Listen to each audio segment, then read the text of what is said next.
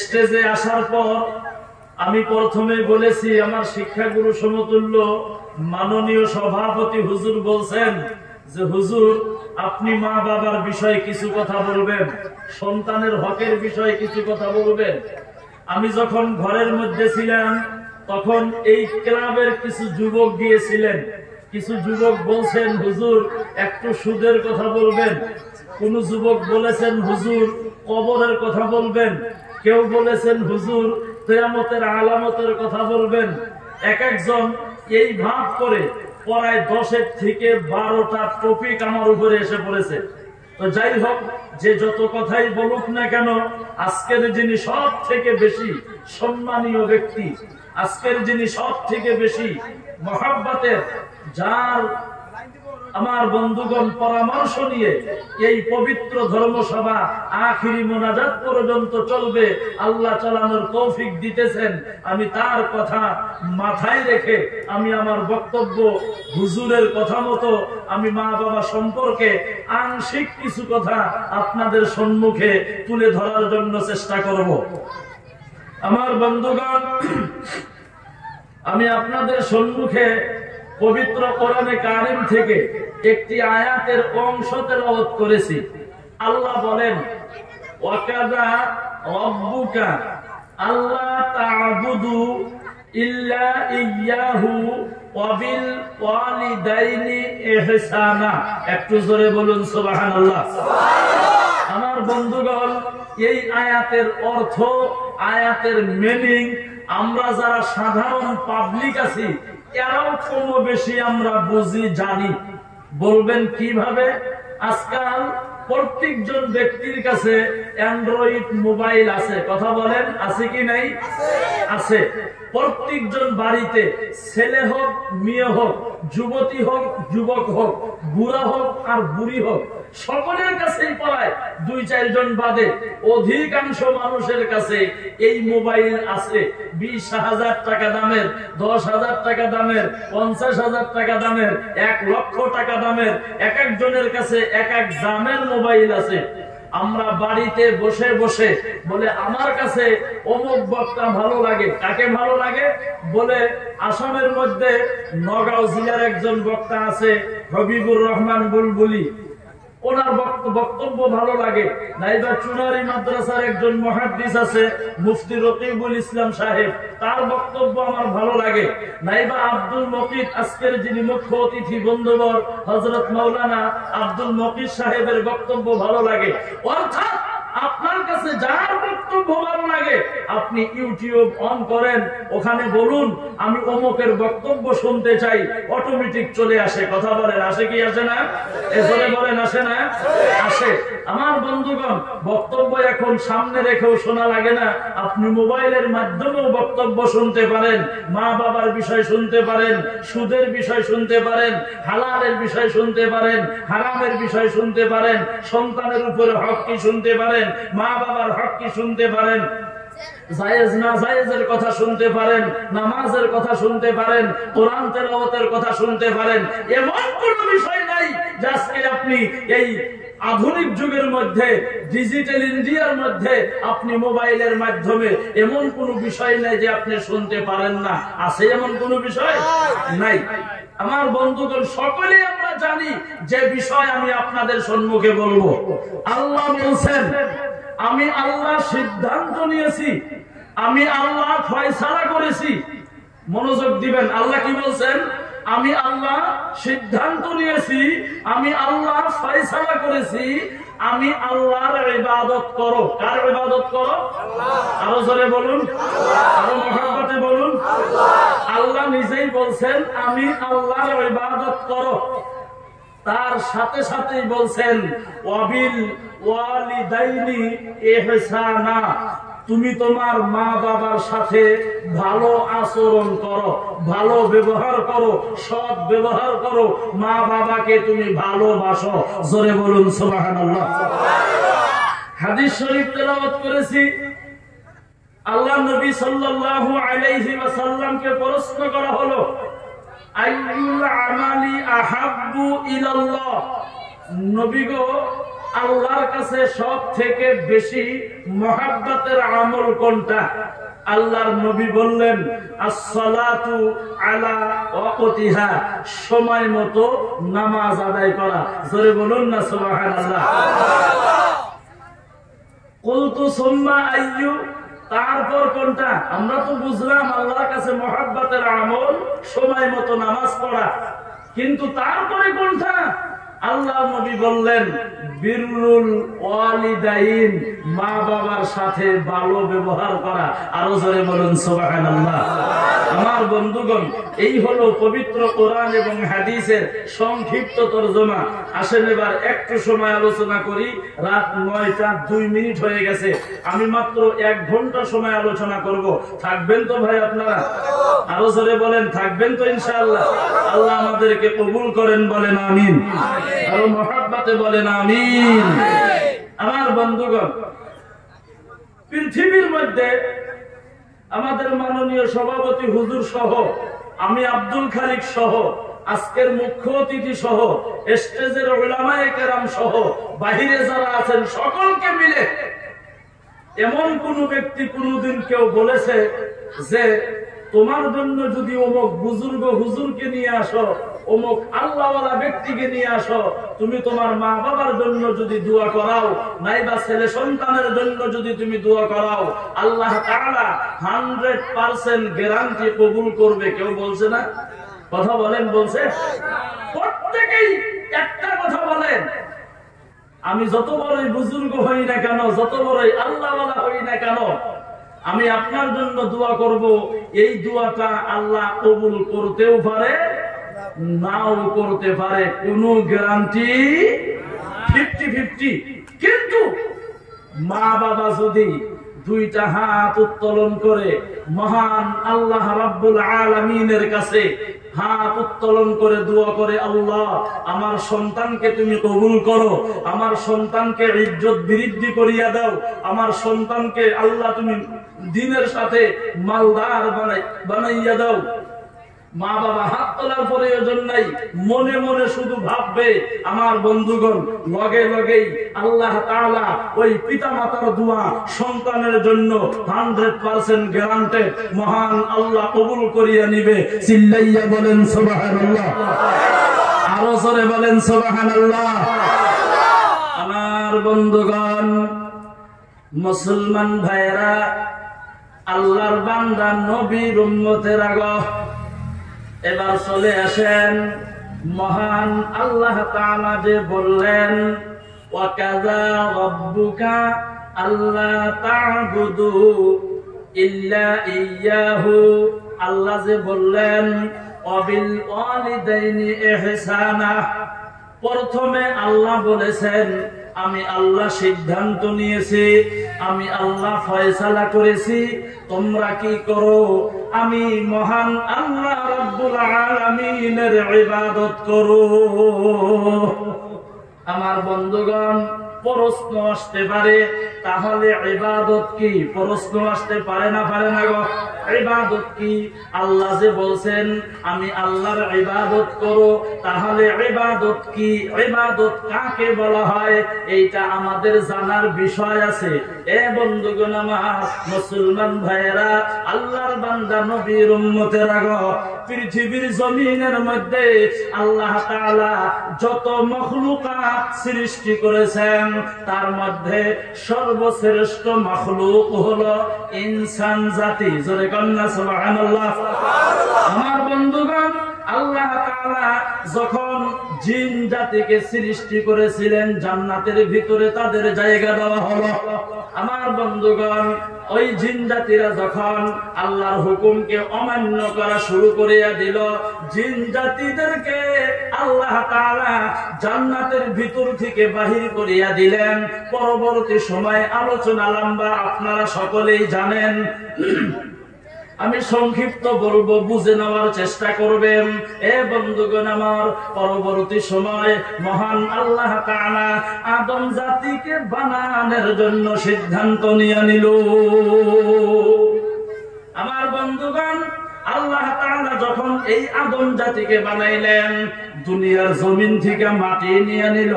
এ বন্ধুগণ আমার, আল্লাহর ফেরেশতা মণ্ডলীদেরকে পাঠাইয়া দিল, একজন একজন করে সকলকেই পাঠানো হলো। যেমন ধরে নেন, জিবরাইল আলাইহিস সালামকে পাঠানো হলো, জমিন থেকে মাটি নিয়ে আসো, আদম বানাবো। জিবরাইল আমিন জমিনের মধ্যে রওনা হয়ে গেল, মাটি অনুনয় বিনয় করা শুরু করিয়া দিল। এ আল্লাহর ফেরেশতা, আমি মাটিকে দিয়া আদম বানাইবো, ইনসান বানাইবো। যদি তারা গুনার কাজ করে, ভালো কর্ম যদি না করে, আল্লাহর জাহান্নামের আগুনের মধ্যে পোড়া লাগবো। আমি মাটি ওই জাহান্নামের আগুন সহ্য করতে পারবো না, আমাকে তুমি নিও না। আল্লাহর ফেরেশতা ঘুরে গেল, এমন করে করে প্রত্যেকজন ফেরেশতা চলে আসলো। আমার বন্ধুগণ কেউ মাটি নিতে পারলেন না। সর্বশেষ আমার বন্ধুগণ, যেই ফেরেশতা, ও মুসলমান বন্ধুগণ আমার, পৃথিবীর যত মাখলুকাত আছে, প্রত্যেকটা মাখলুকাতের যিনি জান কবজ করে, তার নামটা কি গো? জোরে বলেন। আজরাইলকে পাঠাইয়া দিল। আজরাইল চলে আসলো মাটি নেওয়ার জন্য। মাটি কান্দে আর বলে, এ ভাই আজরাইল, আমাকে তুমি নিও না, আমাকে দিয়ে আদম বানাইব। আদম বানাইলে আমাকে দিয়ে আদম বানানোর পরে আল্লাহ যদি নাফরমানি করে, জাহান্নামের আগুনের মধ্যে পড়া লাগবো, আমি সহ্য করতে পারবো না। আজরাইল মানবেন না। আজরাইল বললেন, তুমি যতই অনুনয় বিনয় করো না কেন, এইটা তো আমি আসি নাই নেওয়ার জন্য, আমাকে হুকুম করা হয়েছে, ওই আল্লাহর হুকুম নিয়ে আমি তোমাকে নেওয়ার জন্য এসেছি। বন্ধুগণ, ওই আজরাইল, মুসলমান বন্ধুগণ আমার, আমারও জানটা কবজ করবে, আপনারও জানটা কবজ করবে। আপনার আমার জান কবজ করার সময় কোনো প্রশ্ন করবে? কথা বলেন না কেন? পারমিশন চাইবো কি? যে পারমিশন দাও, আমি তোমার জানটা নিয়ে যাই, চাইবো পারমিশন? একজন ব্যক্তি পারমিশন চেয়েছিলেন বন্ধু, তিনি হইলেন আমার বন্ধু, আপনার নবী, আমার নবী, নবীদের নবী, কুল কায়নাতের নবী, ফেরেশতাদের নবী, আল্লাহর নবী। চিল্লাইয়া বলেন সুবহানাল্লাহ। মুহাম্মাদুর রাসূলুল্লাহ সাল্লাল্লাহু আলাইহি ওয়াসাল্লামের জান কবজের আগে বন্ধুগণ পারমিশন চেয়েছিলেন। দুনিয়ার মধ্যে কারো পারমিশন চাই নাই। আমার বন্ধুগণ, এই আজরাইল জান কবজের সময় কোনদিন কান্দেন না। জান কবজের সময় বন্ধুগণ কোনদিন কারো অনুনয় বিনয় শুনেন না। কিন্তু বন্ধুগণ আমার, একদিন সাদ্দাতকে আল্লাহ তাআলা ধনাঢ্য ব্যক্তি বানিয়েছিলেন, মালদার বানিয়েছিলেন। তিনি যখন তামাম ধনী হইয়া গেল, অহংকার আসিয়া গেল, দুনিয়ার মধ্যে জান্নাত বানাইলেন। এ বন্ধুগণ আমার, জান্নাতের ভিতরে যখন ঢুকবো, এমন সময়ের মধ্যে আল্লাহ তাআলার হুকুম আসিয়া গেল, এ আজরাইল, আমি তোমাকে হুকুম করলাম, তুমি সাদ্দাতের জান কবজ করিয়া আনো। এ বন্ধুগণ আমার, আজরাইল চলে আসলো, আসিয়া দেখে বিশাল কারবার, ওইখানে এখন প্রবেশ করব। এই সময় আল্লাহ হুকুম করলো জান কবজের জন্য। আজরাইলের অন্তরটা একটু গলে গেল। এ বন্ধুগণ আমার, আজরাইলের অন্তর গলে গেল, চোখের মধ্যে পানি পানি এসে গেল। আল্লাহ ডাক দিয়া বলেন, আজরাইল কান্দো কেন? আজরাইল ডাক দিয়া বলেন, আল্লাহ, তুমি এমন সময়ের মধ্যে পাঠাইলা, তার জীবনের আখিরি ইচ্ছা হয়তো এইটা হইতে পারে, এমন সময় তুমি পাঠাইলা। বলে, আজরাইল, তুমি তো কোনোদিন কারো জান কবজ করার সময় কান্দো নাই, আজকে তোমাকে প্রথম দেখলাম কান্দিলা, আরো কোনোদিন কেঁদেছো নাকি? বলে, হ আল্লাহ কেঁদেছি। বলে, কোন দিন কেঁদেছিলা? বলে, সমুদ্রের মধ্যে একটা নৌকা রওনা হয়ে গেল, নৌকাটা যাইতে যাইতে সমুদ্রের ঢেউ আসিয়া ওই নৌকাটা চুরমার হইয়া গেল, ফুটা হইয়া গেল, সমুদ্রের মধ্যে নৌকার ভিতরে পানি ঢুকিয়া গেল, পানি ঢোকার জন্য নৌকাটা সমুদ্রের মধ্যে চুরমার হইয়া গেল।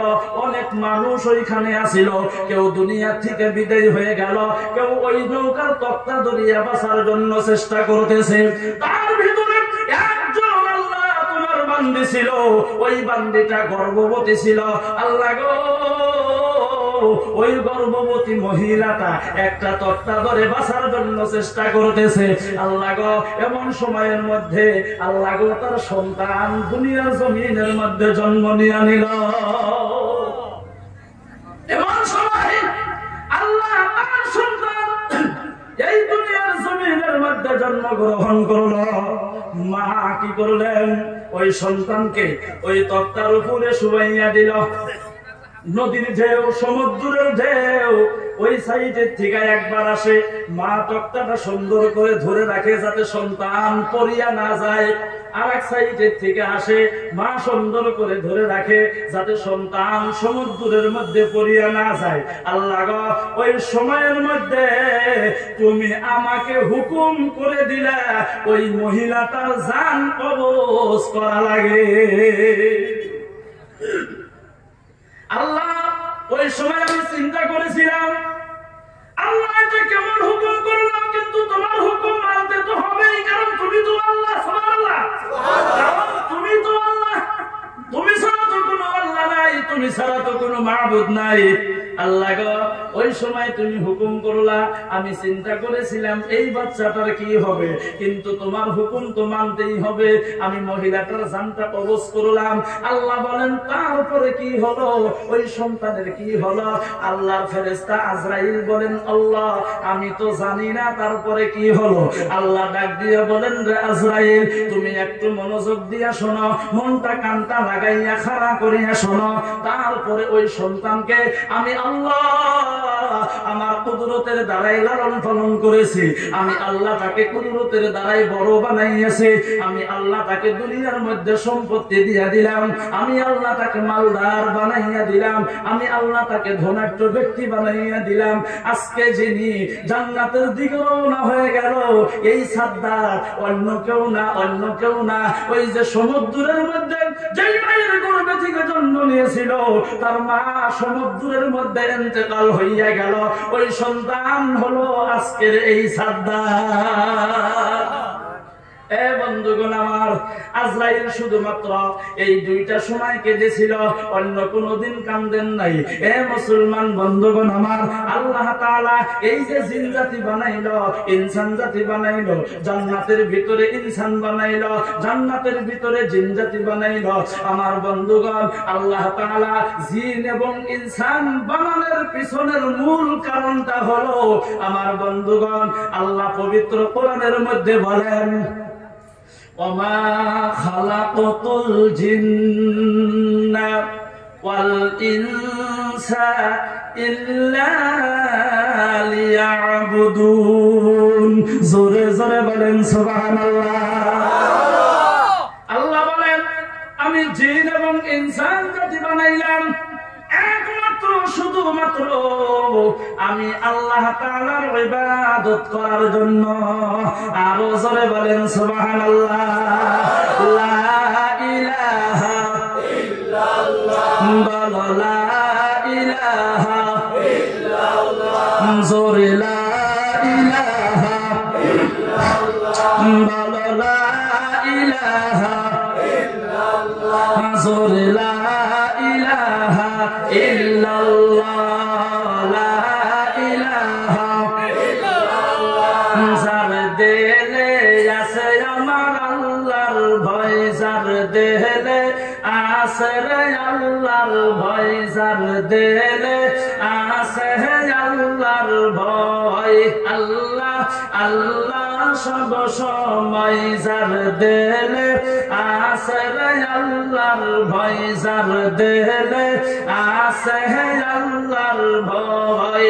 আল্লাহ আল্লাহ সব সময়, তাহার নীতিরা ভালো লাগে না, এই দুনিয়া ভালো লাগে না, ভালো লাগে শুধু আল্লাহ। বলো লা ইলাহা ইল্লাল্লাহ, জোরে জোরে লা ইলাহা ইল্লাল্লাহ, বলো লা ইলাহা ইল্লাল্লাহ, লা ইলাহা ইল্লাল্লাহ, লা ইলাহা ইল্লাল্লাহ মুহাম্মাদুর রাসূলুল্লাহ। সকলেই বলেন সাল্লাল্লাহু আলাইহি ওয়াসাল্লাম। আমার বন্ধুগণ খারাপ পাইতেছেন আপনারা?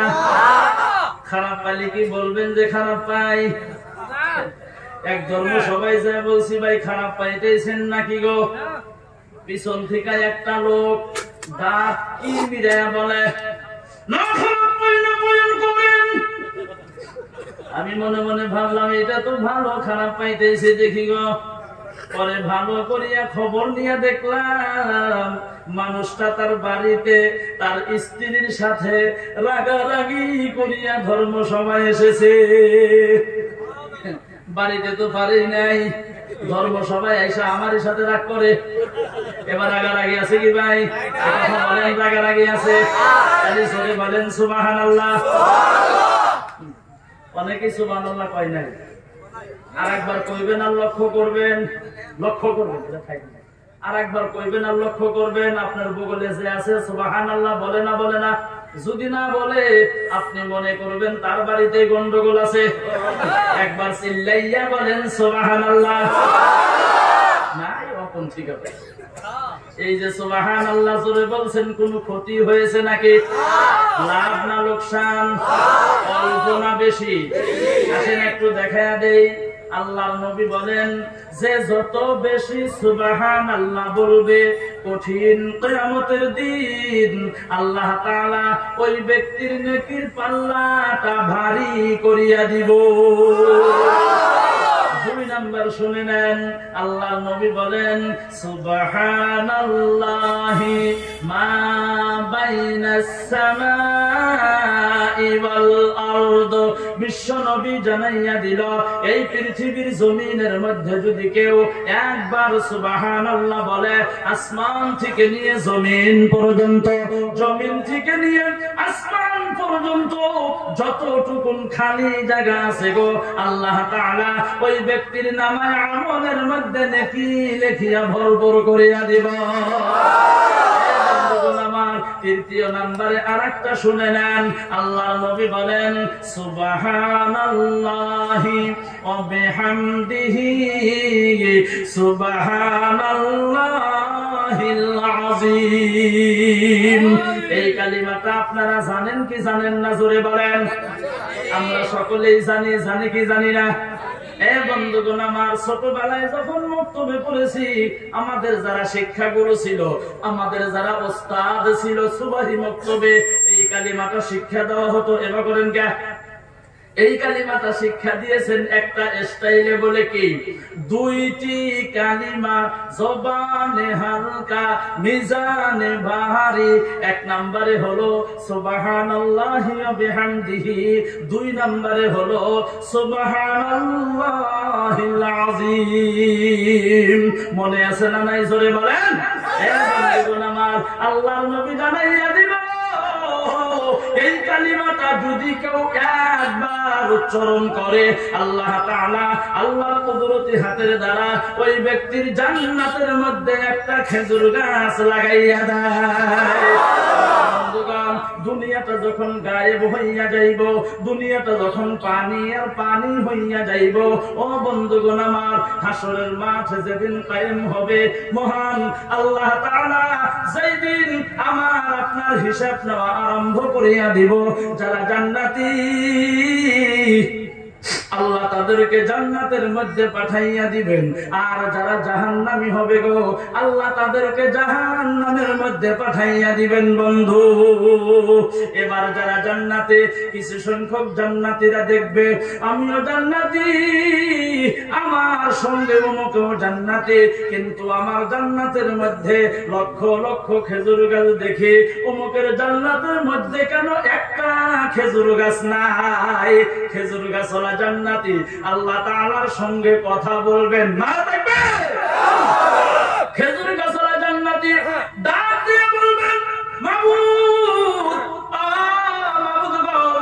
আমিও জান্নাতি, আমার সঙ্গে অমুকেও জান্নাতি, কিন্তু আমার জান্নাতের মধ্যে লক্ষ লক্ষ খেজুর গাছ দেখি, অমুকের জান্নাতের মধ্যে কেন একটা খেজুর গাছ নাই? খেজুর গাছওয়ালা জান্নাতি আল্লাহ তাআলা ওই খেজুর গাছওয়ালা জান্নাতির সঙ্গে কথা বলবেন, ডাক দিয়া বলবেন রে বান্দা দুনিয়ার জমিনের মধ্যে আমার রাসূল বলেছিল, দুনিয়ার মধ্যে আমার হাবিব বলেছিল, আমার পবিত্রতা যদি কেউ একবার উচ্চারণ করে, আলোচনা করে, গবেষণা করে, বিশ্লেষণ করে, আমি আল্লাহ আমার কুদরতি হাতের দ্বারা ওই ব্যক্তির জান্নাতের মধ্যে একটা খেজুর গাছ লাগাইয়া দেই।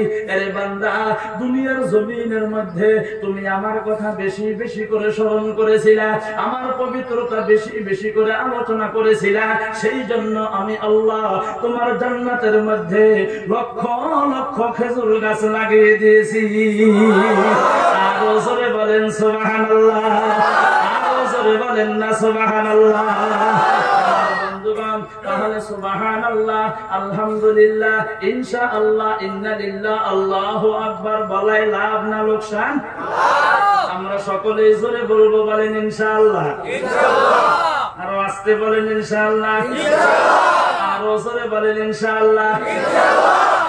এখন কথা মনে মনে ভাবতেছি যে ইনশাআল্লাহ জোরে কইলে যদি হুজুর আবার টেহা চায়, ইনশাআল্লাহ বলার মধ্যে লাভ আছে, লাভ আছে না গো? আশরাফ আলী থানভী রাহমাতুল্লাহ আলাইহি হাকিমুল উম্মত যাকে বলা হয়, কিতাবের মধ্যে লিখছেন, ধৈরান আপনাদের পটা মাছগাঁও বাজারে, গরুর বাজার হয় না গো, গরুর বাজার, এই বাজারের মধ্যে এক ব্যক্তি গরু ব্যাপারী এই গ্রামের থেকে গরু কেনার জন্য যায়, ব্যাপারী মানুষ, ধরে না করে ভাইয়ের হাতে দেয়, ভাই কিন্তু না উদাহরণ দিছি, হাবিব সাহেব ভাইয়ের হাতে দেয়, ভাই সালাম দেয়, মুসাফা করে গেছে, ব্যাপারী ভাই কোনে যান, কয় গরু কিনবার যাই, ইনশাআল্লাহ তো কইলেন না, হ্যাঁ আমার চেহারা গরু কিনবো ইনশাআল্লাহ কোন কে?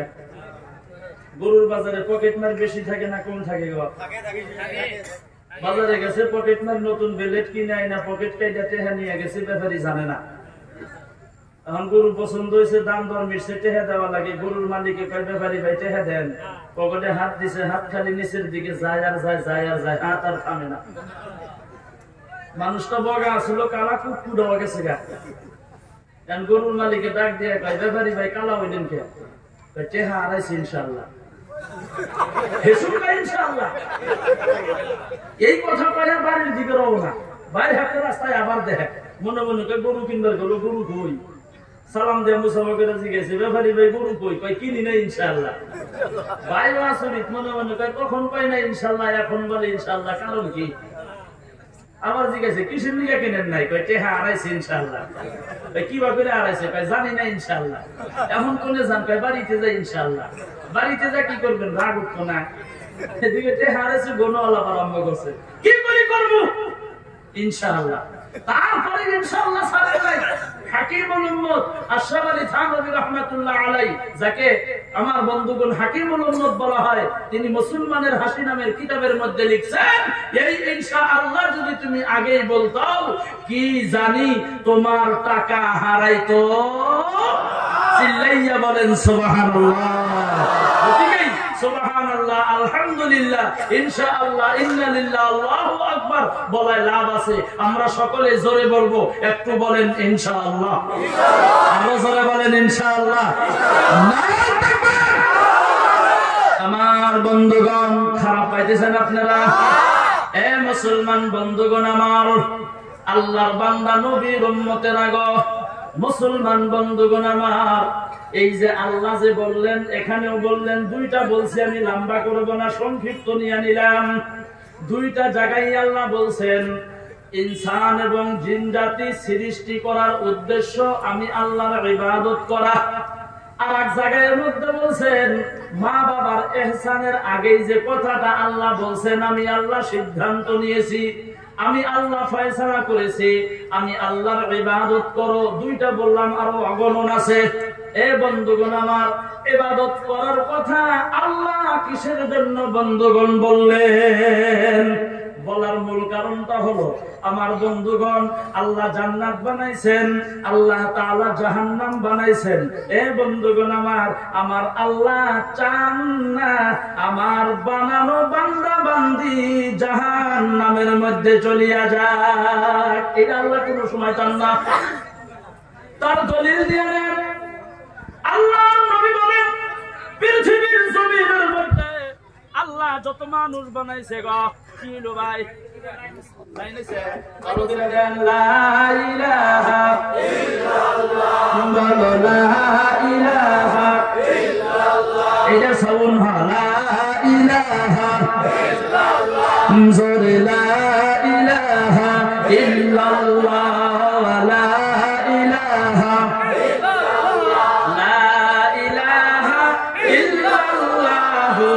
মুহাম্মাদুর রাসূলুল্লাহ সকলেই বলেন সাল্লাল্লাহু আলাইহি ওয়াসাল্লাম। এ বন্ধুগণ আমার একটু মনোযোগ দিবেন। আমার বন্ধুগণ তার এক নাম্বার দলিল আল্লাহ তাআলা যে বললেন আমি আল্লাহ চাই না আমার বানানো বান্দা বান্দী জাহান্নামের মধ্যে চলে যাক, এটা আল্লাহ কোনো সময় চান না। কারণ আল্লাহ দুনিয়ার জমিনের মধ্যে যত মানুষ বানাইছে, এ ভাই এত জোরে কথা বলেন কি আপনারা? ইহিনকা থেকে তো উহুনে আর ইহিনে আওয়াজ বেশি হয়। আল্লাহ জানাইয়া দিছেন দুনিয়ার মধ্যে আল্লাহ যত ইনসান বা মানুষ বানাইছে, যারা এসেছিল, যারা আছে, সামনের দিনে যারা আসবে, প্রত্যেকের জন্য আমার আল্লাহ জান্নাতের মধ্যে একটা একটা করিয়া ঘর বানাইয়া রাখছে। জোরে কন্যা সুবহানাল্লাহ। আমার বন্ধুগণ এবার প্রশ্ন, সকলের জন্যই যদি আল্লাহ জান্নাতের মধ্যে ঘর বানাইয়া রাখলো, আমার বন্ধুগণ এই যে আমরা কোরআন হাদিসের আলোকে শুনতে পারি, উলামায়ে কেরামদের মুখে শুনতে পারি, নমরুদ, ফেরাউন, সাদ্দাত, হামান, আবু জেহেল, আবু লাহাব, আবু সুফিয়ান, উতবা, সাইবা এরা জান্নাতে যাইব কি গো? কথা বলেন, জান্নাতে যাইব? এই বন্ধুগণ আমার আল্লাহ তাহলে এনারা জান্নাতে যাইবে না, এদের জান্নাত আল্লাহ আপনি কি করবেন? আমার বন্ধুগণ আল্লাহ বলেন নবী উম্মতকে জানাইয়া দেন আমি আল্লাহ আমার মুমিন বান্দা বান্দীদের উপরে একটা ডিউটি দিয়ে দিলাম, ইবাদত। ডিউটির নাম কি? আরো জোরে বলেন, ইবাদত। আমার বন্ধুগণ একটা হইল এই ইবাদতের মধ্যে দুইটা অংশ, একটা হইল মূল ইবাদত আর একটা হইল ওভার ইবাদত। দুইটা মানুষে কর্ম করে দেখবেন 8 ঘন্টা, 8 ঘন্টায় 500 টাকা পায়। আবার যদি 2 ঘন্টা বেশি করে গো, 2 ঘন্টা বেশি করার জন্য 200 টাকা বোনাস পায়। পায় না? পায় না গো? আল্লাহ জানাইয়া দিলেন আমি আমার বান্দাদের উপরে ডিউটি দিয়ে দিলাম ইবাদত। তার মধ্যে একটা মূল ডিউটি আর একটা হইল ওভার ডিউটি। মূল ডিউটিটা হলো আল্লাহর প্রধান হুকুম 5 ওয়াক্ত নামাজ পড়বা, এইটা মূল ডিউটি। আমার বন্ধুগণ পবিত্র রমজান মাসে রোজা রাখো, এইটা হইল মূল ডিউটি। আমার বন্ধুগণ ধনী মানুষ বছরে একবার যাকাত দাও, মূল ডিউটি। এ বন্ধুগণ আমার আপনি ধনী হইয়া গেলেন, আপনার জীবনে একবার হজ করেন, মূল ডিউটি। আমার বন্ধুগণ তাহলে ওভার ডিউটি কোনটা? এই যে আপনি 5 ওয়াক্ত নামাজ পড়বেন, মাঝে মধ্যে নফল পড়েন, মাঝে মধ্যে তাহাজ্জুদ পড়েন, মাঝে মধ্যে ইশরাক নামাজ পড়েন, সালাতুল তাসবিহ পড়েন, সালাতুল হাজাত পড়েন, এইগুলি হইল ওভার ডিউটি। আপনি বছরে একবার রোজা রাখেন, রমজান মাসের মূল ডিউটি। তারপরে মাসে মাসে আপনি কোন মাসে 2টা রোজা রাখেন, কোন মাসে 5টা রাখেন নফল রোজা। আমার বন্ধুগণ এইটা ওভার ডিউটি। আপনি বছরে একবার যাকাত দেন, মূল ডিউটি। তারপরে মাঝে মধ্যে যাকাত আমার বন্ধুগণ সাদকা দেন, আমার বন্ধুগণ খয়রাত করেন, এইটা হইল ওভার ডিউটি। আমার বন্ধুগণ আল্লাহ জানাইয়া দিল ওই যে মূল ডিউটি যারা করলো আমি আল্লাহ তাদেরকে তো তাদের যা বানানো জান্নাত তো আমি আল্লাহ দিয়া দিব। এই যে ওভার ডিউটি যারা করলো আমি আল্লাহ এই যে নমরুদ, হামান, ফেরাউন, সাদ্দাদের বানানো জান্নাত গুলা ওভার ডিউটি করনেওয়ালা মুমিনদেরকে বোনাস দিয়া দিব। আরো জোরে বলেন সুবহানাল্লাহ। তাহলে ইবাদতের মধ্যে 1 নম্বরে হলো আল্লাহর প্রধান হুকুম নামাজ। 1 নম্বরে কি ভাই? আরো জোরে বলেন, আরো জোরে বলেন। আল্লাহর নবী হাদিস শরীফের মধ্যে বলেন, আল্লাহর নবীকে প্রশ্ন করা হলো আইয়ুল আমালি আহাব্বু ইলাল্লাহ, নবী গো আল্লাহর কাছে সবথেকে বেশি মহব্বতের আমল কোনটা? আল্লাহর নবী জানাইয়া দিল as-সালাতু আলা ওয়াক্তিহা। আল্লাহর কাছে মহব্বতের আমল হইল সময় মতো নামাজ আদায় করা। সময় মতো কি পড়া? নামাজ আমরা পড়ি কি গো? কয়জনই পড়ি? খারাপ পাইবেন না, ক্ষমা চাইলাম। ধর্ম সভায় বসলাম কবরস্থানের উন্নতি কল্পে, যে জায়গার মধ্যে প্রত্যেকজন ব্যক্তি যাওয়া লাগবে, কেউ বলতে পারবে না আমি ওইখানে যাব না। পারবে কেউ? কেউ পারবে না। কিন্তু বন্ধুগণ মাপ চাইলাম প্রথমে এশার নামাজ কয়জনে পড়িয়া ধর্মসভায় বসেছে? হাত তুলেন না, হাত তুলেন না। যদি বলি হাত তোলেন, 2-4 জনে তুলবো, অধিকাংশ দেখবেন মাথাটা নিচের দিকে দিয়া এই শিখের মধ্যে খাই যাইব। কথা বলেন, কথা ঠিক কি নয়? এ বন্ধুগণ আমার, মুসলমান ভাইয়ারা, আল্লাহ তাআলা নামাজের হুকুম করলেন। ও বন্ধুগণ আমার, এই নামাজটা আল্লাহ বিশ্ব নবীকে দাওয়াত দিয়া নিয়ে গেলেন মেরাজে। আল্লাহ তাআলার নবীকে 50 ওয়াক্ত নামাজ দিয়ে দিল। লম্বা কথা জানেন আপনারা? আল্লাহর নবীকে বললেন, মুসা নবী কি আনলেন? বলে আমার উম্মতের জন্য 50 ওয়াক্ত নামাজ। বলে পারবো না, কমাইয়া আনেন। কমাইতে কমাইতে 5 ওয়াক্ত রইয়া গেল। আল্লাহর নবী জানাইয়া দিল, এই 5 ওয়াক্ত নামাজ যদি কেউ আদায় করে, আল্লাহ 50 ওয়াক্ত নামাজের সওয়াব দিয়া দিব। আমার বন্ধুগণ, শুধু তাই না, আরো ঘোষণা দিয়ে দিল, 5 ওয়াক্ত নামাজ যদি কেউ পড়ে, আল্লাহ 5টা পুরস্কার দিয়ে দিব। 1 নাম্বার পুরস্কার, রিজিকের জিম্মাদারি আল্লাহ গ্রহণ করিয়া নিব। 2 নাম্বার পুরস্কার, আমলনামা ডান হাতের মধ্যে দিয়ে দিব। 3 নাম্বার পুরস্কার, ফুলসিরাতের রাস্তাটা আল্লাহ বিজুলি আকারে পার করিয়া দিব। 4 নাম্বার পুরস্কার, কবরের আযাব আল্লাহ তাআলা মাফ করিয়া দিব। 5 নাম্বার পুরস্কার, আল্লাহ বিনা হিসাবে জান্নাতে দিয়ে দিব। আমার বন্ধুগণ, তাহলে নামাজ পড়া দরকার আছে না নাই? আল্লাহে বলেন আছে না নাই? তাহলে আমরা সকলেই পড়বো, বলে বলেন ইনশাআল্লাহ। আমরা সকলেই পড়বো, বলি ইনশাআল্লাহ। কয়দিন? সপ্তাহে না ডেইলি? ডেইলি। এ বন্ধুগণ আমার, কিন্তু নামাজটা মানুষ পড়াও জানে না। অনেক মানুষ আছে নামাজ জানে না, আছে না? আমার এখানে এক মসজিদে ইমাম সাহেব নামাজ পড়াইতেছে, সবাই লাইন গেছিল না গো, লাইন গেছিল না, কথা কয় না, লাইন গেছিল না, লাইন গেছিল। নামাজ পড়াইতেছে, ইমাম সাহেব নিয়াত বান্ধিছে, সূরা ফাতিহা পড়তেছে, আলহামদুলিল্লাহি রাব্বিল আলামিন আর রহমানির রহিম মালিকি ইয়াউমিদ্দিন ইয়্যাকা না'বুদু ওয়া ইয়্যাকা নাস্তাঈন পড়তেছেন। পড়তে পড়তে হঠাৎ করে লাইন গেছে গা, লাইন যায় না, এই লাইন গেছে গা। এক মুক্তাদি ফট করে নামাজের মধ্যে থেকে কয় কি, হ্যাঁ মানে লাইন গেছে গা। কথা কর, নামাজের মধ্যে হ্যাঁ বলি নামাজ হবো, লাইন গে হ্যাঁ। দুপুরে এক ধর্মসভায় গেছি, মাগরিবের আযান দিছে, বললাম তুই জামাতের নামাজটা পড়েই নেই, 1 রাকাত গেছে গা, 2য় রাকাত পাইছি। যার বলে দাঁড়াইছি রমজান সাহেব পড়া এক যুবক, নিয়াত বান্ধিছি, কিরিং কিরিং ফোন বাজে। আমি বললাম আমারটাই বাজে নাই। ফট করে পকেটের থেকে ভাই করে রিসিভ করে কয়, হ্যালো নামাজে আছি, পরে নাই নামাজে কথা কয়। বগলে যারা আছে খল্লত করে আইসা দিছে। আমারও তো আশা আছে, এখন আমি যদি আসি মাসে করবো বক্তা আসে। চেষ্টা খুব করলাম মাস মনে, কিন্তু রহামারি নাই, মারা গেছে। কেউ উপায় নাই, পরিস্থিতি বাধ্য করছে। নামাজের মধ্যে কথা কয়, নামাজটা কিভাবে পড়া লাগে জানে না, জানে না। কত মানুষ দেখবেন আত্তাহিয়াতুল শুরুতে বসে যায়, আশহাদু আল্লা ইলাহা ইল্লাল্লাহ আঙ্গুল উঠায় নামায় না, কথা কয় না, উঠায় নামায় না। কত মানুষ দেখবেন আশহাদু আল্লা ইলাহা ইল্লাল্লাহ কয়ের আঙ্গুলে এটা করতেই থাকে, মনে করে সেরও বেশি স্টার দিছে, এটা করতে থাকে বন্ধ বন্ধ। আমার বন্ধুগণ, নামাজ পড়া ভালো করিয়া জানে না, গতিকে নামাজ দরকার আছে না গো? নামাজ যদি শিখতে চান ধর্ম সবাই হবো না, এটা আমার কমেন্ট করলাম, ধর্ম সবাই হবো না। কারণ এখানে বক্তারা বুকবো, সৈন্যওয়ালা শুনবো, লাস্টে দোয়া করে যাইতে গেলে খিচুড়ি খাইবো, গলায় ঠেকবো, পানি গিলা খাবো, পানির হাতে হাতে সবও খাওয়া লাগবে,